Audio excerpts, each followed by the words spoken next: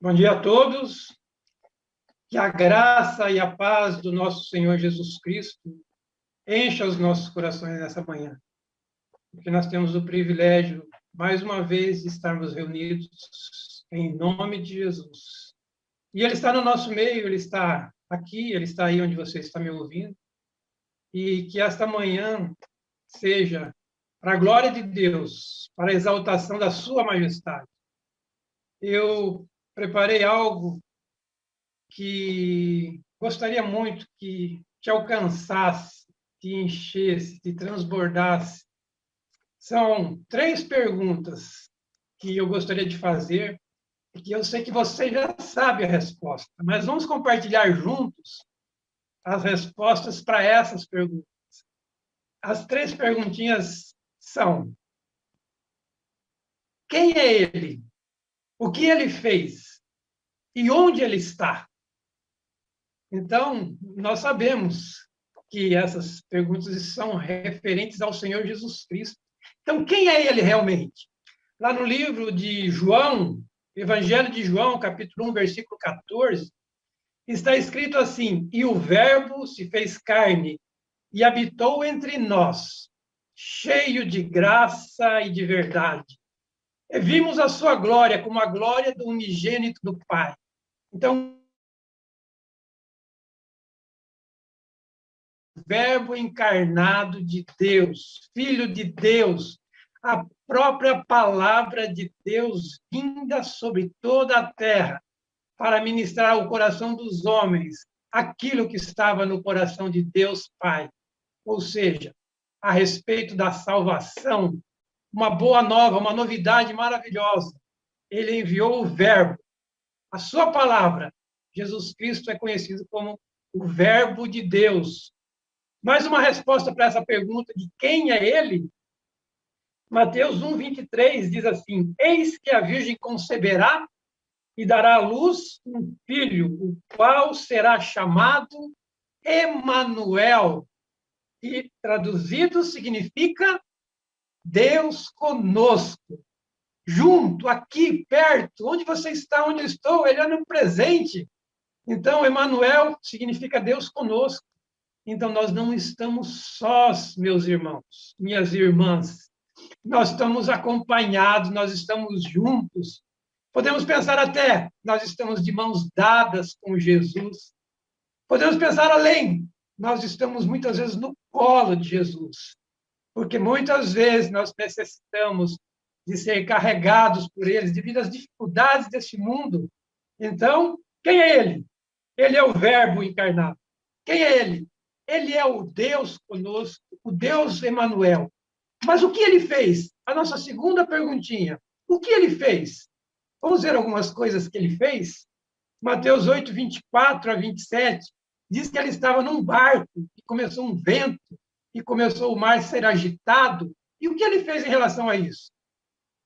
E entrando ele no barco, seus discípulos o seguiram, e eis que se levantou no mar tão grande tempestade que o barco era coberto pelas ondas.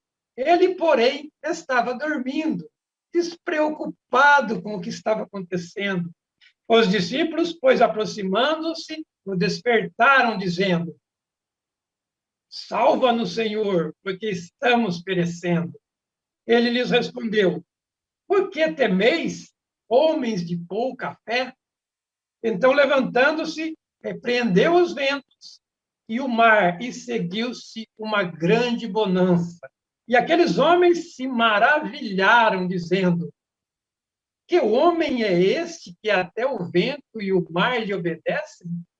Eles pensaram: que homem é este que até o mar e o vento lhe obedecem? Os meus irmãos lá naquele barco, eles não sabiam que era somente um homem, era o próprio Deus, o criador do barco, o criador deles, o criador do mar, o criador do vento, da tempestade, das ondas e todas as coisas. O Deus criador estava com ele. Então, eles não compreenderam. Mas que homem é esse? Como pode um poder como esse? Mas hoje nós, em poder da palavra de Deus e lendo essa passagem, sabemos era o Deus, é o Deus Todo-Poderoso que estava lá com eles, ali, despreocupado, deitado, dormindo, porque ele sabia o poder que ele tinha. Então, o que ele fez? Ele acalmou a tempestade, ele acalmou as ondas, ele acalmou o mar, ele deu tranquilidade àqueles homens que viram a calmaria, mas tão rapidamente, bastou uma palavra, acalma-te, e tudo se fez bonança. Então, meus irmãos, a tempestade na sua vida, o Deus Todo-Poderoso, Jesus, que segura nas tuas mãos, ou te pega no colo, ele diz, acalma-te, vai passar, tudo vai passar. Outra coisa que ele fez, João 9:11, é a respeito da cura de um cego. Olha as palavras do cego, tão simples. Um simples versículo. O cego disse assim, João 9:11, respondeu ele, o homem que se chama Jesus fez lodo, untou-me os olhos e disse-me, vai a Siloé e lava-te. Fui, pois, lavei-me e fiquei vendo. É simples. Olha a narrativa dele. Alguns meio minuto, falou tudo. Um homem chamado Jesus untou com saliva a terra, untou meus olhos, mandou ir ao tanque de Siloé lavar-me.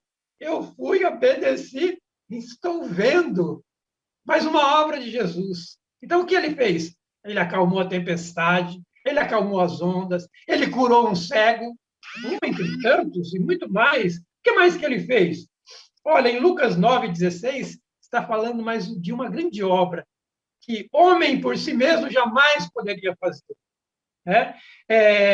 Diz assim, tomando Jesus os 5 pães e os 2 peixes, e olhando para o céu, os abençoou, e partiu e os entregava aos seus discípulos para os porem diante da multidão.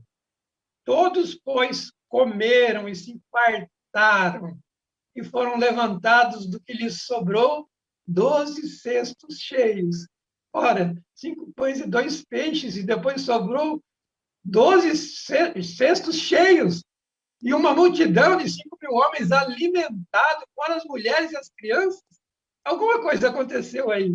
E um homem não poderia fazer isso. Mas Deus poderia, pode e faz muito mais do que isso.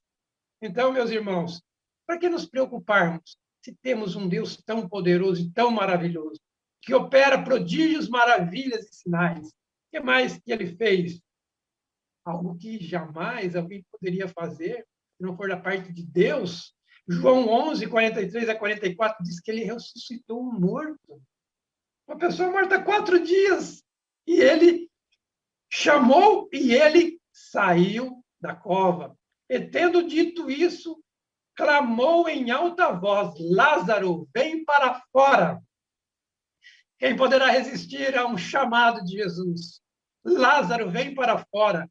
Quem sabe ele fale no seu coração hoje, João, Pedro, Antônio, sai dessa situação que você está, de incredulidade, e vem para mim. Vem estar junto comigo, e eu te ressuscitarei novas coisas para a sua vida. Naquele dia, diz que a palavra de Deus, a respeito disso, saiu o que estava morto, ligados os pés e as mãos com faixas e o seu rosto envolto em um lenço. Disse-lhe Jesus, desligai-o e deixai-o ir. Então, meus irmãos, o poderoso, grandioso, maravilhoso e amoroso Jesus foi lá na tumba do seu amigo Lázaro e o chamou para fora. E o que aconteceu? Lázaro não pôde resistir ali na morte. Não. Ele ouviu e ele saiu. E Jesus mandou que o desligasse e o deixasse ir. Meus irmãos, para que nos preocuparmos com as coisas deste mundo, se temos um Deus todo-poderoso, que dia e noite nos ama, sem parar um momento sequer, e nos ressuscita, nos tira, muitas vezes, de estados terríveis. Sim, ele põe a mão, ele nos leva, ele nos conduz. Ele nos chama, Celso, João, Marcos, Maria, Antônia, vem, eu estou com você. O que mais que ele fez? Ele fez a obra-prima dele, a grandiosa e maravilhosa obra-prima. Ele se deu a morrer numa cruz. Ninguém tirou a sua vida.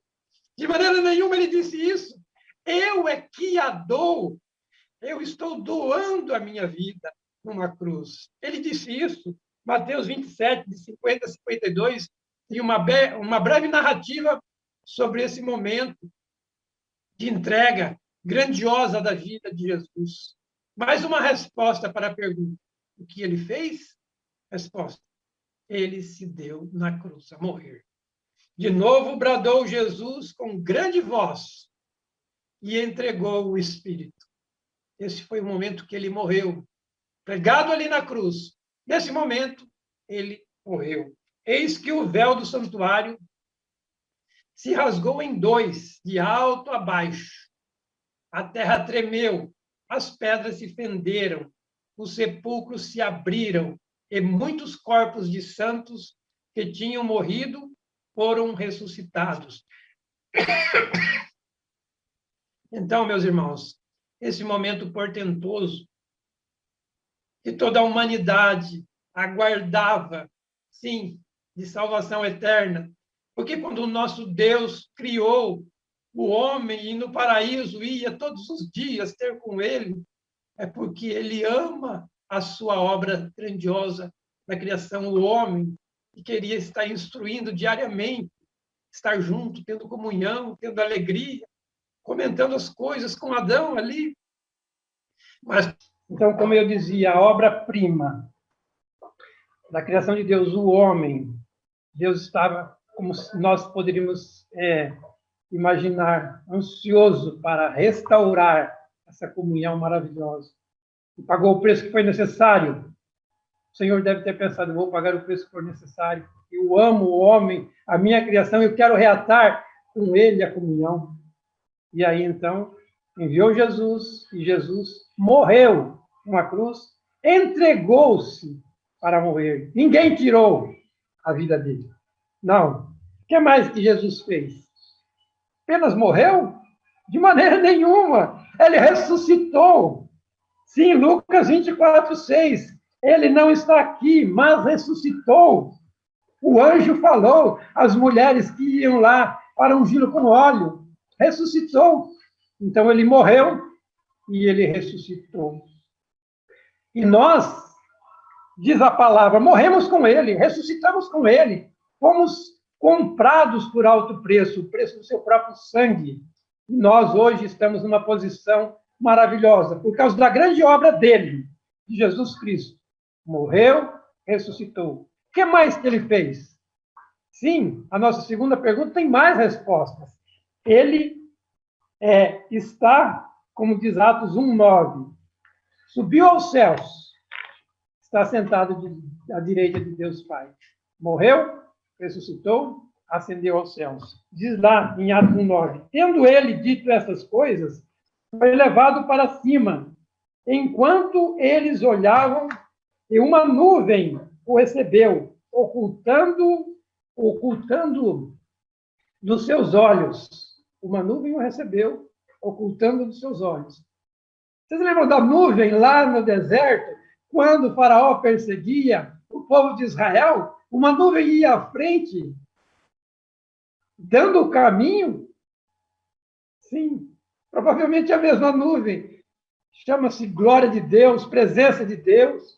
Aquela nuvem que de noite era um fogo abrasador que dirigia o povo de Israel no deserto. De dia era uma nuvem que ia na frente e encaminhava. Eis que Jesus subiu e uma nuvem o recebeu. O Pai o recebeu, novamente nos céus, glorioso, cumprindo o papel que lhe foi dado perfeitamente, maravilhosamente. O que mais que nós temos? A terceira pergunta que nós fizemos no começo da reunião. Onde ele está? Efésios 1:20 a 23 diz que operou em Cristo ressuscitando dentre os mortos e fazendo-o sentar-se à sua direita nos céus. Onde ele está? Jesus Cristo está sentado à direita de Deus nos céus. Mas como ele é onipresente, ele está aqui comigo, com você hoje, com todos os cristãos do mundo. Ele é Deus Todo-Poderoso. A sua posição lá é assentado com Cristo nas regiões celestiais.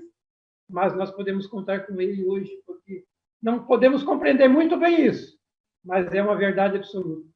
Ele está aqui também hoje, muito acima de todo principado e autoridade, e poder e domínio de todo nome que se nomeia, não só nesse século, mas também no vindouro. E sujeitou todas as coisas debaixo dos seus pés, e para ser cabeça sobre todas as coisas, o deu à igreja, que somos nós. O Pai deu Jesus Cristo a nós, a igreja, que é o seu corpo. Como age o Senhor Jesus nessa terra? Através de mim, através de você, através de todos os cristãos do mundo. Por isso, muito cuidado, meu irmão, com os exemplos que você dá. Tenhamos muito cuidado com os exemplos que nós damos. Nós somos Cristo nessa terra, como se fosse Ele aqui vivendo. Canais da sua glória, da sua bênção, do seu amor. Coisas que deu à igreja, que é o seu corpo, o complemento daquele que cumpre tudo em todas as coisas.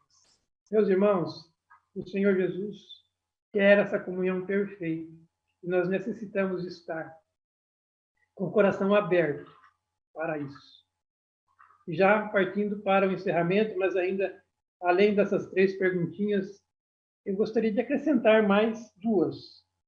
Qual é a sua aparência? Você gostaria de saber qual é a sua aparência? Basta ler Apocalipse.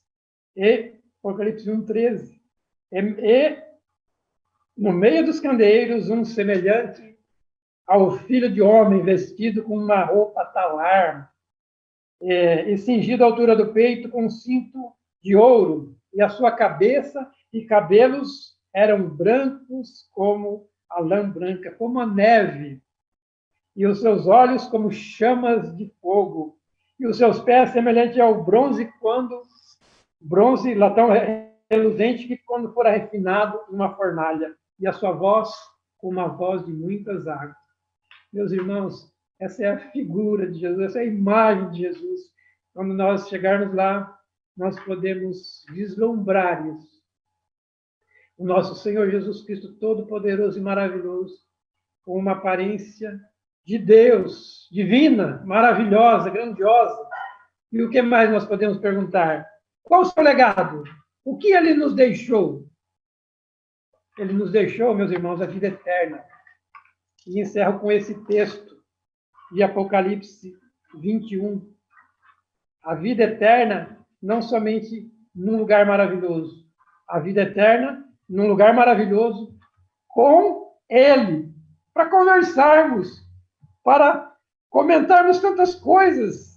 Se a gente vê já este mundo como é, tantas coisas lindas, as cachoeiras, os rios, os pássaros, o canto dos pássaros, as folhas, as flores, os perfumes, a chuva, as matas, as florestas, o fundo dos mares. Quando nós vemos todas essas coisas, que variedade de peixes que você não vê, de aves, de cores. Então, esse Deus todo-poderoso e maravilhoso, que fez tudo isso e que nós podemos desfrutar, vai criar tudo de novo e muito, muito mais. Porque está escrito em Apocalipse 21, eu vi um novo céu e uma nova terra, porque já o primeiro céu e a primeira terra passaram, e o mar já não existe. E eu, João, vi a santa cidade, a nova Jerusalém, que de Deus descia do céu, preparada como uma esposa adornada para o seu marido. Deus nos preparou um lugar inimaginável. Porque todas as vezes que a gente imagina, Deus pode fazer além da nossa imaginação, porque a nossa imaginação é tão pequena. Se nós já vemos as maravilhas desse mundo, imagina se Ele vai fazer um novo céu e uma nova terra. E eu ouvi uma grande voz do céu que dizia: Eis aqui o tabernáculo de Deus está com os homens, pois com eles habitará. Meus irmãos, morar na mesma casa que Deus. Meus irmãos, isso tem que ser um sonho dia e noite do nosso coração. Quando será a hora que nós estaremos morando na mesma casa que Deus? Davi tinha esse sonho, esse desejo, trouxe a arca para perto de si. O seu filho Salomão construiu um templo. E como nós estamos no desejo de habitar para sempre, como está, meu irmão, o seu desejo? Ele anseia que tenhamos sede, desejo ardente, coração sempre preparado para a hora em que ele vai nos arrebatar e nos levar para esse lugar.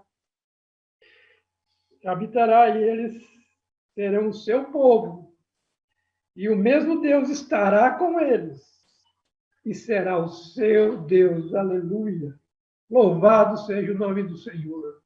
Porque eu sei que vocês, meus irmãos, que estão ouvindo hoje, têm esse desejo. E agora eu gostaria de orar para que esse desejo seja expandido no nosso coração. Não só para todos aqueles que estão nos ouvindo, mas os cristãos do mundo inteiro têm um desejo ardente de morar com Deus, de estar para sempre com Ele, que venham assim desvencilhar deste mundo que nos rouba tanto, muitas vezes, do nosso tempo. Meus irmãos, feche os seus olhos, vamos orar. Pai querido, eu creio que Tu podes operar nesta manhã um mover espiritual na vida de cada um de nós. Eu sei que Tu podes fazer além do que nós sonhamos, pensamos ou desejamos em relação às Tuas coisas, papai. Ora, vem, Senhor Jesus, enche-nos com o Teu Espírito Santo, porque está escrito na Tua palavra: mas recebereis poder ao descer sobre vós o Espírito Santo, e sereis testemunhas, tanto em Jerusalém quanto toda a Judéia e Samaria até os confins da terra. Ajuda-nos, papai, a sermos testemunhas de Jesus. Ajuda-nos, Espírito Santo, a manifestar Jesus nas 24 horas por dia que nós vivemos, no falar, no sorrir, no trabalhar, no falar de Jesus, nos alimentar, nos divertir, tudo que nós fazemos, papai, seja para a tua glória, para a louvor da tua majestade, e que o teu descanso esteja nos nossos corações para sempre, papai. Louvado seja o teu santo nome. Amém. Amém.